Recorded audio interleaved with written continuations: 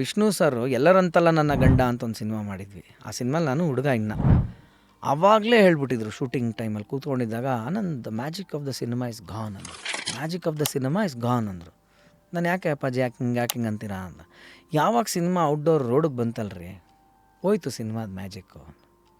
ಯಾಕೆ ಅಂದಾಗ ಅವಾಗ ನನಗೆ ಅರ್ಥ ಆಗಲಿಲ್ಲ. ಈಗ ಅದು ವಿಂಗಡಿಸ್ಕೊತ ಬಂದರೆ ಅರ್ಥ ಆಗುತ್ತೆ. ಬಿಕಾಸ್ ನಾವೇನು ಮಾಡ್ತೀವಿ ಅವಾಗ ಒಂದು ವಾವ್ ಫ್ಯಾಕ್ಟ್ರಿ ಇತ್ತು ಜನಕ್ಕೆ.